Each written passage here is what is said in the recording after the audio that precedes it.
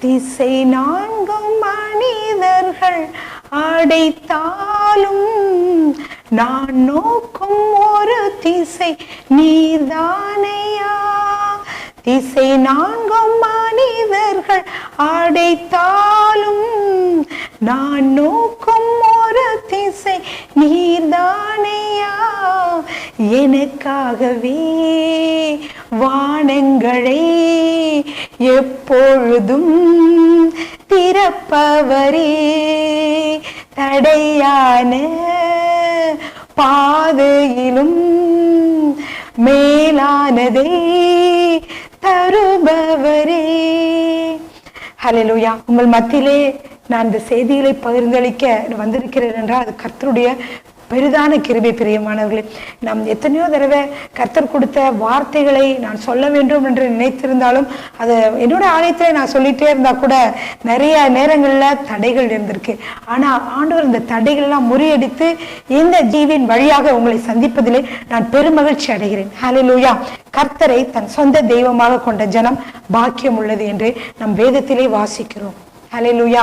பாக்கியம் என்றால் நீங்க பாருங்க, பிளஸட் பீப்புள். இந்த உலகத்துல பாத்தீங்கன்னா நிறைய மக்களை நீங்க பாக்குறீங்க. எல்லாருமே விரும்புவது ஆசீர்வாதம் தான். நான் பிளஸ்ஸிங்கா இருக்கணும், நான் ஆசீர்வாதமா இருக்கணும், நான் ஐஸ்வர்யம் உடையவனா இருக்கணும், நான் சமாதானமா இருக்கணும், நான் சந்தோஷமா இருக்கணும், நான் மேலானவனா இருக்கணும், எல்லா விஷயத்திலும் நான் பெஸ்டா இருக்கணும் அப்படின்னு சொல்லி நம்ம விரும்புகிறோம். எல்லாருமே நீங்க பாத்தீங்கன்னா அவங்க விரும்புவது ஆசீர்வாதம் தான். ஒருத்தர் கூட எனக்கு ஆசீர்வாதம் வேண்டாம், நான் இப்படியே இருக்கிறேன் அல்லது இதோட தாழ்மையா இருக்கிறேன், இதோட தாழ்ந்து போக விரும்புறேன்னு யாருமே சொல்ல மாட்டாங்க. ஏன்னா உலகத்துல அவ்வளவாக கஷ்டங்களும் நஷ்டங்களும் வறுமையும் நிறைந்து கிடைக்கிற இந்த உலகமாக இருக்கிறது. ஆனா இந்த வசனத்தை பாத்தீங்கன்னா, கர்த்தரை தன் தெய்வமாக கொண்ட ஜனம் பாக்கியம் உள்ளது. எவ்வளவு ஒரு அருமையான வார்த்தை பாத்தீங்களா? இந்த வார்த்தை நீங்க எங்கேயுமே நீங்க எந்த வேத மற்ற புத்தகங்களை நீங்க காண முடியாது. என்ன அதோட அர்த்தம்னா, கர்த்தாதி கர்த்தரை ஒரு தெய்வமாக கொண்ட ஒரு ஜனமாக இருந்தால் அதுவே பாக்கியம் உள்ளது என்று. ஹல்லேலூயா. இந்த நாளிலே உங்களுக்கு அது எப்படி நடக்கும், எப்படி அது பாக்கியம் உள்ளதுன்னு சொல்றீங்க அப்படின்னு நீங்க நிறைய பேர் நினைச்சிட்டு இருக்கலாம். நான் அதுதான் இந்த நாள்ல உங்கள் மத்தியிலே சொல்ல விரும்புகிறேன். எல்லாரும் எடுத்துக்கொள்ளலாமா? சங்கீதம் 1வது அதிகாரம் 1-3 வசனங்கள் இப்பொழுது வாசிக்கலாமா? துன்மார்க்கருடைய ஆலோசனையில் நடவாமலும் பாவிகளுடைய வழியில் நில்லாமலும் பரியாசக்காரர் உட்காரும் இடத்தில் உட்காராமலும் கர்த்தருடைய வேதத்தில் பிரியமாயிருந்து இரவும் பகலும் அவருடைய வேதத்திலே தியானமாய் இருக்கிற மனுஷன் பாக்கியவான். அவன் நீர்க்கால்களின் ஓரமாய் நடப்பட்டு தன் காலத்தில் தன் கனியை தந்து இலை உதிராதிருக்கிற மரத்தை போல் இருப்பான். அவன் செய்வது எல்லாம் வாய்க்கும். ஹல்லேலூயா. வேதத்தை வாசித்தியா அப்படின்னு சொல்லி அம்மா சொல்லும் போது பயந்து வாசிக்கிறதும், மனைவி கணவர்கிட்ட எங்க நீங்க பைபிள் வாசித்துட்டீங்களா அப்படின்னு கேட்டதுக்கு அப்புறம் வாசிக்கிறது, அல்லது கணவர் சொல்றாங்க என்ன மனைவி பைபிள் வாசிட்டியா அப்படின்னு சொல்லி சொல்லி சொல்லி அடுத்தவங்க சொல்லி சொல்லி ஐயோ வாசிக்கணுமே அப்படின்ற ஒரு கடமைக்காக நம்ம வாசிக்கிறோமா? அப்படி இல்லை. இந்த வேதத்துல போட்டிருக்குது என்னன்னா, கர்த்தருடைய வேதத்தில் பிரியமாயிருந்து. ஹல்லேலூயா. அது ரொம்ப இம்பார்ட்டன்ட். நம்ம வாசிக்கும் போது ஒரு கடமைக்காக இன்னைக்கு 2 அதிகாரம் வாசிக்கணும். ஐயோ டைம் ஆச்சு. அப்ப நீங்க உங்களுக்கு எதுவுமே அதை வாசிக்கிறது மனசுல தங்கவே தங்காது. ஆனா அது ஒரு பிரியமா இருந்து ஒரு 10 மினிட்ஸ் நான் வேதம் வாசிக்க போறேன்னா கூட நீங்க பிரியமா இருந்து அமைதியா அதை வாசித்தீங்கன்னா அது கர்த்தருக்கு எப்படி இருக்குதா? மிகவும் மகிழ்ச்சி உள்ளதா இருக்குதா? ஆண்டவர் ஒரு சாட்சி சொல்றேன். என்னோட மகள் ஒரு 12 வயசுல இருந்து ஒரு 15 வயசு வரைக்கும் கொஞ்சம் சுகவீனமா இருந்தாங்க.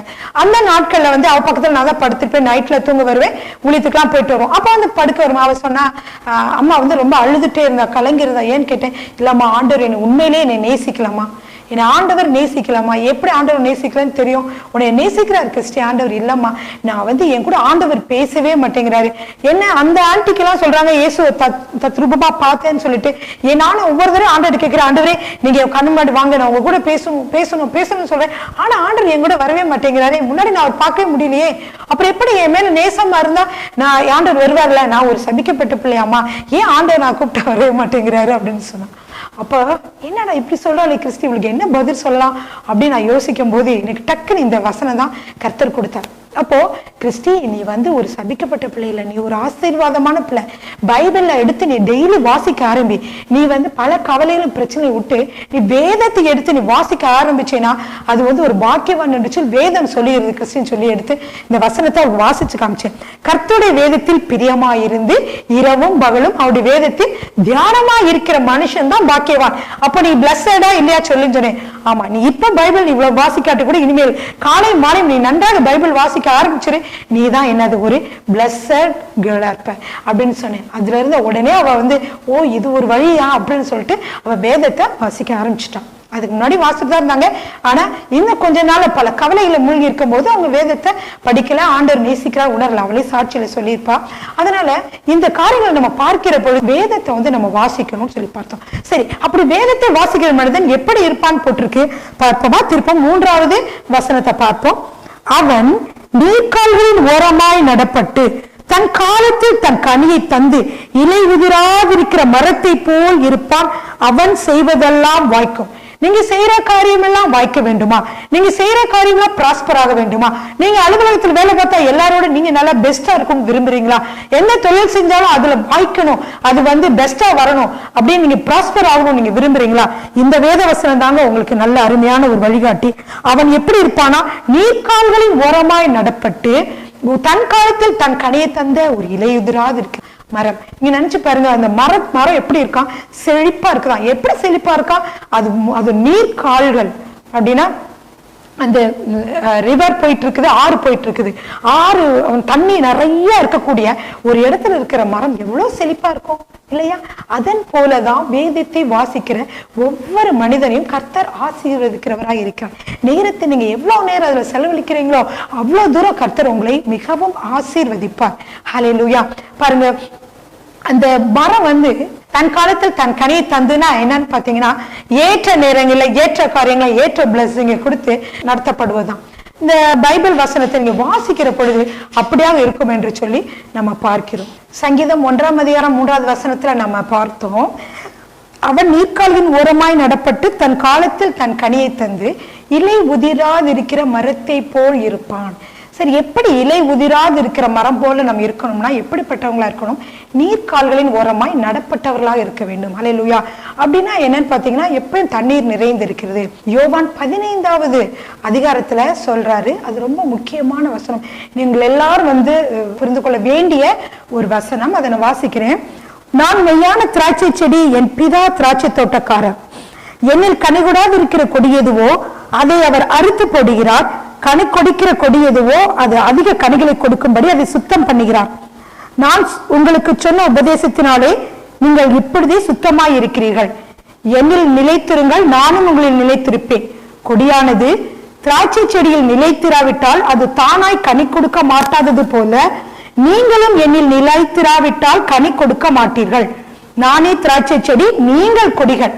ஒருவன் என்னிலும் நான் அவனிடம் நிலைத்திருந்தால் அவன் மிகுந்த கனிகளை கொடுப்பான். என்னை அல்லாமல் உங்களால் ஒன்றும் செய்யக்கூடாது. ஹல்லேலூயா. எவ்வளவு அருமையான ஒரு வசனம். 7வது வசனத்தையும் பாருங்க. நீங்கள் என்னிலும் என் வார்த்தைகள் உங்களிலும் நிலைத்திருந்தால் நீங்கள் கேட்டுக்கொள்வது எதுவோ அது உங்களுக்கு செய்யப்படும். அப்போ அதிகமான கனிகளை நாம் கொடுக்க வேண்டும் என்றால் என்ன செய்யணும்னு சொல்லி இதுல பார்த்தோம். ஏசப்பா சொல்றாரு, ஒருவன் என்னிலும் நான் அவனிடம் நிலைத்திருந்தால் அவன் மிகுந்த கனிகளை கொடுப்பான். அப்போ இயேசு கிறிஸ்துல நிலைத்திருக்கிறதுனா என்னங்க? அவர்கிட்ட நம்ம நிலைத்திருக்கணும்னு சொல்றதா? இல்ல. நிலைத்திருக்கிறதுனா என்னன்னா அவருடைய வார்த்தைகளை நம்ம கை கொள்றதா, அவருடைய வார்த்தையின்படி நடக்கிறதா நிலைத்திருப்பது என்பது ஆகும். அந்த நிலைத்திருக்கிற பொழுது நம்ம என்ன செய்கிறோம்? அதிக கனிகளை கொடுக்கிறோம். அது மட்டும் இல்ல, ஆண்டவர் சொல்றாரு, நீங்கள் கேட்டுக்கொள்வது எதுவோ அது உங்களுக்கு செய்யப்படும். அப்புறம் எப்படி நமக்கு ஆசீர்வாதம் இல்லாம இருக்கும் சொல்லுங்க? நம்ம கேட்கறதெல்லாம் அவர் செய்யறாரா, நம்ம விரும்புறதெல்லாம் கொடுக்கிறாரா? அப்ப என்ன ஆகும்? ஒரு ஆசீர்வாதமான வாழ்க்கை தான். அப்படிப்பட்ட ஒரு ஆசீர்வாதமான வாழ்க்கை நாம் வாழ வேண்டும் என்றால் நாம் இயேசு கிறிஸ்து சொல்லி இருக்கிறார், ஒருவன் என்னிலும் நான் அவனிலும் நிலைத்திருக்க வேண்டும். என்னை அல்லாமல் உங்களால் ஒன்றும் செய்யக்கூடாது. அப்போ நம்ம இதை செய்யணுமே, அதை செய்யணுமே, அப்படி செய்யணுமே, இப்படி செய்யணுமே, பல காரியங்களை நீங்களா மனதில் போட்டு குழப்பிக் கொண்டிருக்கலாம். அல்லது உங்களுடைய நண்பர்களுக்கு உடனே இந்த காரியத்துல இந்த கடன் பிரச்சனை இருக்கே, இந்த காரியத்துக்கு நான் என்ன செய்வது என்று சொல்லி நீங்க உடனே போன் அடிச்சு உங்களுடைய நண்பர்களோட பேசலாம். இதை எப்படி சமாளிக்கிறதுன்னு சொல்லிட்டு உங்க கணவன் மனைவி 2 பேரும் டிஸ்கஸ் பண்ணலாம். நீங்க எவ்வளவோ செஞ்சிருக்கலாம். ஆனா ஒண்ணு நீங்க செய்ய மறந்துடுவீங்க. என்னன்னா, உடனே நீங்க ஆண்டவர்கிட்ட அதை எடுத்துட்டு போகணும். அப்போ நம்ம எதை பத்தி கவலைப்பட வேண்டியதில்ல. நம்ம நல்லா வார்த்தையை வாசித்து அதை தியானம் பண்ணி அதுல என்ன சொல்லப்பட்டிருக்கு என்பது உணர்ந்து அதை நம்ம வாழ்க்கையில கடைபிடிச்சிட்டு வந்தோம்னா நம்ம எது ஜெபித்தாலும் ஆண்டவர் கேட்கிறார். ஏன்னா ஜெபத்திற்கு எது தடை அப்படிங்கிறதும் பைபிள் தான் போட்டிருக்கு. அதை பார்த்து நீங்க கண்டுபிடிச்சிருவீங்க. என் ஜெபம் ஏன் கேட்கப்படல அப்படின்னு நீங்க நினைச்சீங்கனாலும் அதுவும் வேதத்தின் வழியா தான் அதுக்கு பதில் இருக்கு. என் ஜெபத்தை கேட்கப்பட வேண்டும் என்றால் நான் என்ன செய்யணும் அப்படின்னு நீங்க நினைச்சாலுமே அதுவும் வேதத்துல தான் போட்டிருக்கு. அதனால நீங்க வேதத்தை வாசிக்கிற பொழுது நீங்க பல காரியங்களை பெற்றுக்கொள்ள முடியும், பல ஆசீர்வாதங்களை பெற்றுக்கொள்ள முடியும். பிரியமானவர்களே, நீங்க எப்ப எழுதுமே ஒரு கொஞ்ச நேரம் நீங்க செலவழிச்சா கூட நீங்க பைபிளை வாசிக்க முடியும். முந்தியெல்லாம் 1 அதிகாரம் 2 அதிகாரம் 2 அதிகாரம் 2 அதிகாரம் வாசிங்கன்னு சொல்லிட்டே இருப்பாங்க. நீங்க அப்படிலாம் வாசிக்காதீங்க. தொடர்ச்சியா ஒரு 10 அதிகாரம் கூட வாசித்துருங்களேன். எவ்வளவு நேரம் செலவாயிரும். ஒரு அதிகாரத்துக்கு நீங்க வாசிக்கும் போது பாத்தீங்கன்னா 1 நிமிடம் 2 நிமிடம் இவ்வளவுதான் ஆகும். அப்ப நீங்க அதிகமான நீங்க வார்த்தைகளை நீங்க வாசிக்க வாசிக்க வாசிக்க நீங்க அதுல இருக்கிற பொருளை புரிஞ்சுக்குவீங்க. எப்படி நடக்கணும் என்ற ஞானத்தை நீங்க பெற்றுக்கொள்ள முடியும். அதனால காலையிலும் மாலையிலும் சாயந்தரமோ எந்த நேரம் கிடைச்சாலும் 5 அதிகாரங்களை முழுவதும் படிச்சுட்டு அல்லது 5 அதிகாரம் படிச்சுட்டு அப்படி நீங்க படிக்கலாம். ஒரு சில சமயம் உங்களால் முடிஞ்சுன்னா ஒரு புத்தகத்தையே கூட குட்டியான ஒரு புத்தகத்தை 10 அதிகாரம் இருக்கக்கூடிய சில 1 கொரிந்தியர் 2 கொரிந்தியர் இதெல்லாம் நீங்க ஒன் ஷார்ட்லயே காலையில பாதி சாயந்தரம் பாதி கூட நீங்க படிச்சு தியானிக்கலாம். அல்லது நீங்க உங்களால முடியலன்னா 2 அதிகாரம் கூட நீங்க படிச்சு தியானிக்கலாம்.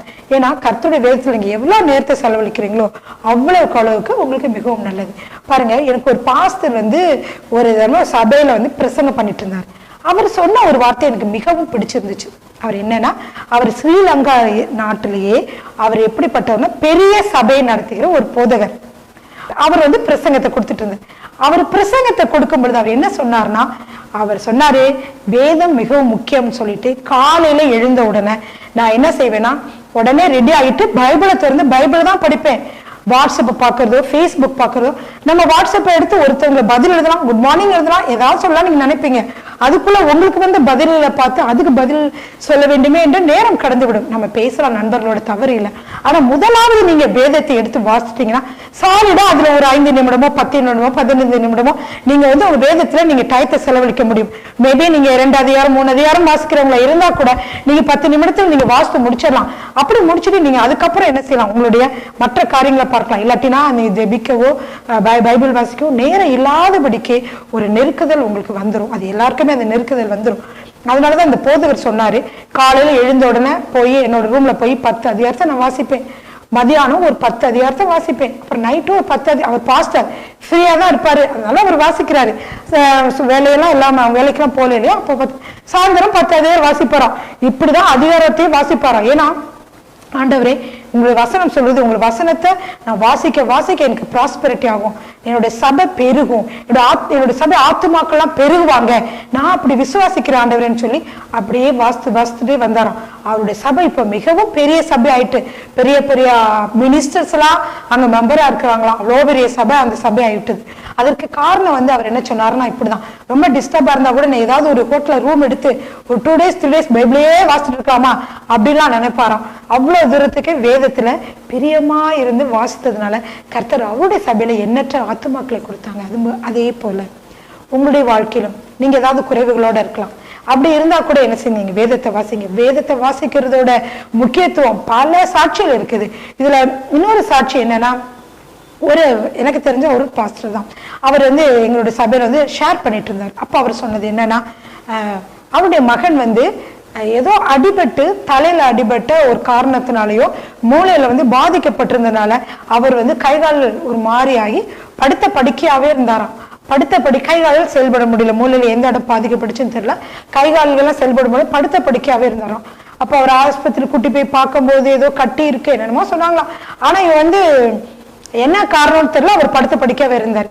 ஆனா இவர் என்ன செய்தார்னா, இந்த மாதிரி இருக்கிற சூழ்நிலை என்ன மாற்றம்னு சொல்லி நினைச்சிட்டு இருக்கும்போது ஆண்டவர் சொன்னாராம், அப்பா இதை பத்தி நீ கவலைப்படாத, நீ வேதத்தை எடுத்து வாசி, ஐயோ என்னோட மகன் நடப்பானா நடக்க மாட்டானா இப்படி இருக்கிறானே அப்படின்னு ரொம்ப கவலையோடு இருக்கும்போது அந்த கவலையெல்லாம் அந்த பக்கம் வச்சுட்டு வேதத்தை எடுத்து வாசி. அவர் ஒரு ரூம்ல போய் கவலை அழுக பாரம், இந்த மகன் எப்படி சுகமான எந்திரிக்க முடியல நடக்க முடியல என்ன நிலைமையா போதோ தெரியல அப்படின்னு நினைச்சிட்டு இருந்தவர் போய் வேதத்தை வாசிக்க ஆரம்பிச்சார். வேதத்தை ரொம்ப நேரம் வாசிப்பார், 1/2 மணி நேரம் 1 மணி நேரம் அப்படி ரூம்ல உட்காந்து எவ்வளவு நேரம் தான் வாசித்தாரோ தெரியாது. கொஞ்சம் கொஞ்சமா மகன் வந்து எந்திரிச்சு உட்கார்ந்தாரு, அப்படி கொஞ்சம் கொஞ்சமா நடக்க ஆரம்பிச்சாரு, அப்புறம் வந்து கொஞ்சமா பேச ஆரம்பிச்சாரு. இப்படி வந்து 1 மாதத்துக்குள்ளாகவே பல விதமான மாற்றங்கள் ஏற்பட்டது. ஹல்லேலூயா. எனவே கர்த்தருடைய வேதமே நமக்கு மன மகிழ்ச்சியாக இருக்கிறது. வேதத்தை படிக்கிற பொழுது நம்முடைய மன கவலைகள் பாரங்கள் எல்லாவற்றையும் ஆண்டவர் வந்து எப்படிப்பட்டவராக இருக்கிறார், நீக்குகிறவராக இருக்கிறார். ஹல்லேலூயா. எனவே வேதத்தை நேசிப்பவர்களுக்கு வசனம் இருக்கு இல்லையா, உங்களுக்கு தெரியுமா, வேதத்தை நேசிப்பவர்களுக்கு மிகுந்த சமாதானம் உண்டா. ஹல்லேலூயா. இவ்வளோ அருமையான வார்த்தை. நம்ம வேதத்தை எப்பொழுதும் நேசிச்சு அதை படிக்கிறவங்களா நம்ம இருந்தோம்னா கர்த்தர் வந்து நமக்கு மிகுந்த சமாதான சந்தோஷத்தினாலே நிரப்புகிறவராக இருக்கிறார். ஹல்லேலூயா. அடுத்ததாக நீங்க பாருங்க, ஆண்டவர் சொல்றாரு யோவான் 15வது அதிகாரம் 3வது வசனத்துல பாத்தீங்கன்னா, என்னுடைய உபதேசத்தினாலே நீங்கள் சுத்தமானீர்கள் அப்படின்னு சொல்லி போட்டிருக்காரு. அப்படின்னா என்ன, அவர் சொல்ற உபதேசம் தான் நம்மளை சுத்தி இருக்குது. ஹல்லேலூயா. அவருடைய வார்த்தைகள் தான் நம்மளை சுத்தி இருக்குது, பரிசுத்தப்படுத்துகிறது. பரிசுத்தப்படுத்த நம்முடைய குற்றங்கள் குறைவுகள் எல்லாம் ஆண்டவர் சொல்லுகிற பொழுது அது எல்லாம் நம்ம மாற்றுகிற பொழுது என்ன ஆகுது, நம்ம ஆசீர்வாதத்தை பெற்றுக்கொள்வதற்கான வழிகள், நிறைய வழிகள் நமக்காக திறக்கப்படுவதை நாம் காணலாம். ஹல்லேலூயா. எனவே நீங்க எப்பொழுதும் வேதத்தை நீங்க வாசிக்கிற மக்களாக இருங்க, பைபிளை நீங்க படிங்க. நாங்க இந்த செய்தி இந்த நிகழ்ச்சிகளுக்கு அப்புறம் வருகிற நிகழ்ச்சியில நான் வேதத்தை தான் வந்து வாசிக்கிறதுக்கு வந்து வேதத்தை பற்றி நிறைய காரியங்களை ஆதியாகமத்துல இருந்து உங்களுக்கு வந்து ஷேர் பண்ணலான்னு இருக்கிறேன். சில பேர் வந்து ஆதியாகமம் வாசிப்பாங்க, யாத்திராகம் வந்து போரிங், யாத்திராகம் கூட வாசித்துருவாங்க. லேவியராம் பக்கம்லாம் இந்த மாதிரி என்ன செஞ்சிடும், போர் அடிச்சிடும். சில சமயம் அவங்க அதனால பாதியிலே விட்டுருவாங்க. தொடர்ச்சியா வாசித்துருந்தா எரேமியா எசேக்கியேல கூட பாதி பேர் வந்து விட்டுருவாங்க, அதுக்கப்புறம் வாசிக்கிறதுக்கு ஒன்றும் புரியலன்னு. அதனாலதான் ஆண்டவர் எனக்குள்ளே வந்து ஒரு தாட்டு கொடுத்தாரு, என்னன்னா இந்த ஆதியாகமத்துல வந்து என்ன சொல்லப்பட்டிருக்கிறது அப்படின்னு சொல்லி நான் உங்களோட சேர்ந்து சொல்லுகிற பொழுது உங்களுக்கு இன்னும் உற்சாகமாக அதை எடுத்து படிக்க, அதனுடைய கருத்துக்கள் உங்களுக்கு எளிதாக புரிந்து வேகமாக நீங்க கற்றுக்கொள்ள, அந்த வேதத்தை நீங்க படிக்க அதை புரிந்து கொள்ள ஒரு வாய்ப்பாக இருக்கும்னு நான் வந்து விசுவாசிக்கிறேன். யோவான் 1ஆம் அதிகாரம் 1வது வசனத்துல இருந்து 4 வசனம் வரைக்கும் நம்ம வாசிக்க போறோம்.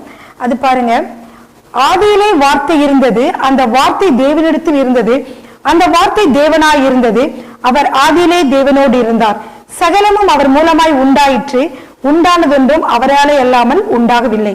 இப்ப நம்ம யோவான்ல படிச்சோம் இல்லையா, யோவான்ல என்ன பார்த்தோம், கர்த்தருக்குள்ளே நாம் நிலைத்திருக்கிற பொழுது, இயேசுக்குள்ளே நாம் நிலைத்திருக்கிற பொழுது மிகுந்த கனிகளை கொடுப்போம் என்று சொல்லி பார்த்தோம்.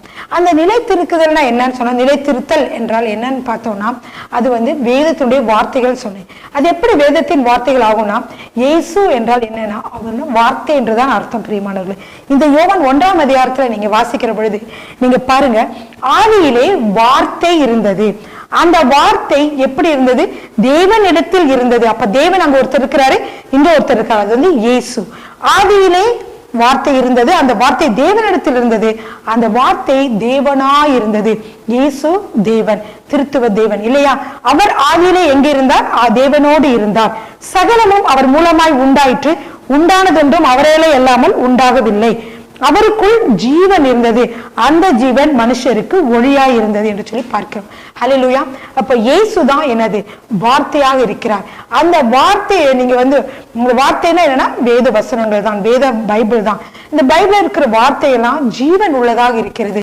பைபிளை வந்து படிக்கிற பொழுது இயேசு வார்த்தையா இருக்கான்னு சொன்னேன் இல்லையா, அந்த வார்த்தை வந்து பைபிள் வசனங்கள் தான். இந்த வேதத்தை படிக்கிற பொழுதுதான் நம்ம எந்த காரியத்துல தவறு கொண்டிருக்கிறோம், எந்த காரியத்தை சரி செய்ய வேண்டும், எதிரிலே இடறி கொண்டிருக்கிறோம், அல்லது எப்படி வந்து ஒரு ஆசீர்வாதத்தை பெற்றுக்கொள்வது, இந்த சாபத்திலிருந்து எப்படி வெளிவருவது என்று சொல்லி பல காரியங்களை நீங்க வேதத்தின் வழியாக தான் நீங்க வந்து தெரிந்து கொள்ள முடியும். அதனாலதான் நீங்க வேதத்தை வாசிக்க வேண்டும் என்று நான் உங்களுக்கு சொன்னேன். ஏன்னா வேதம் தான் நம்மளுக்கு வந்து வெளிச்சமாக இருக்கிறது. அப்படின்னா என்னன்னா, நம்ம இருளான பாதையிலே, கஷ்டமான வழியிலே, ஒன்றுமே புரியாம பொருளாதார பிரச்சனைகளா கூட இருக்கிறோம், அந்த பிரச்சனை எப்படி சமாளிப்பது, இதெல்லாம் எப்படி வந்து முன்னேறுவது என்று சொல்லி நீங்க தயங்கி கொண்டிருக்கலாம். ஆனால் நீங்கள் ஜெபிக்கிறதன் மூலமாகவும் வேதத்தை வாசிப்பதன் மூலமாகவும் ஆண்டவர் உங்களோடு பேசுவார். உங்களுடைய வாழ்க்கையில என்ன குறைவுகள் இருக்கிறது, எதை சரி செய்ய வேண்டும் என்று ஆண்டவர் உங்கள் வேதத்தின் வழியாக பேசுவார். பிரியமானவர்களே, கிறிஸ்தவர்களாகி நமக்கு இரு கண்கள், ஒன்று வேதம், இன்னொன்று என்னது, ஜெபம். எனவே ஜெபிக்கிறதும் ஆண்டவருக்கு மிகவும் பிரியமான காரியம். ஜெபத்துல நீங்க ஆண்டவருக்கு நன்றி செலுத்தலாம், அவரை துதிக்கலாம், ஸ்தோத்தரிக்கலாம், பாடல்களை பாடலாம். இப்படி பாடுகிற பொழுது ஆவியானுடைய பிரசன்னம் உங்கள் மத்தியில வருகிறது. அவரே உங்க மத்தியில இறங்கி வருகிறார். அவர் உங்க மத்தியில இறங்கி வருகிற பொழுது உங்களுடைய குறைவுகளை எல்லாம் அவர் சுட்டி காட்டி நிறைவாக மாற்ற வல்லமுள்ள தேவனாக இருக்கிறார். அல்லேலூயா. எனவே நீங்க மேல் தினந்தோறும் நீங்க வேதத்தை வாசிக்க ஆரம்பிச்சிருங்க. 2 அதிகாரமோ 5 அதிகாரமோ எவ்வளவு முடியுதோ உங்களால அதை பிரியமாக அது என்ன சொல்லப்பட்டிருக்குது என்று ஒரு வாஞ்சையோடு கூட நீங்க படிச்சுட்டு வந்தீங்கன்னா எப்படி இருப்பீங்கன்னா ஒரு நீர்க்காலின் ஓரமாய் நடப்பட்ட ஒரு மரமாக இருப்பீங்க. ஹல்லேலூயா. அது மட்டும் இல்ல, அந்த மரம் எப்படிப்பட்ட மரமா, அநேக கனிகளை கொடுக்குமா, ஏற்ற நேரத்துல ஏற்ற கனிகளை கொடுக்கும். இப்ப அந்த யோவான்ல கூட நீங்க 15ல பாத்தீங்கன்னா அவர் என்ன சொல்றாரு அப்படின்னா, நீங்கள் மிகுந்த கனிகளை கொடுப்பதனால என் பிதாவானவர் மகிமைப்படுவார். நம்ம ஏன் நிறைய கனிகளை கொடுக்கணும்? நிறைய காரியங்கள், நன்மையான காரியங்கள் தான் கனிகள். அதெல்லாம் நம்ம ஏன் கொடுக்க வேண்டும், ஏன் செய்ய வேண்டும் என்றால் பிதாவின் நாமம் மகிமைப்படும். நம்மால அவர் பிதாவினுடைய நாமம் மகிமைப்படும். பிதாவின் நாமம் மகிமைப்படுவதான் நம்முடைய வாழ்க்கையில் நம்ம ஒரு குறிக்கோளா வச்சிருக்கிறோம். சோ அதனால நம்ம என்ன செய்யணும், வேதத்தை நம்ம ஆராய்ந்து பார்த்து அதில் உள்ள அதிசயங்களை எல்லாம் எனக்கு காட்டுங்கன்னு தாவீது அரசர் சொன்னது போலவே நாமும் எப்படிப்பட்டவர்களாக இருக்க வேண்டும் என்றால் என்ன செய்யணும், வேதத்தை ஆராய்ந்து பார்க்க வேண்டும். அல்லேலூயா. தாவீது அரசன் சொன்னார், வேதத்தில் உள்ள ரகசியங்களை நான் கண்டுகொள்ளும்படி எனக்கு என்ன செய்யுங்க, எனக்கு கண்களை திறங்கன்னு சொன்னார். அல்லேலூயா.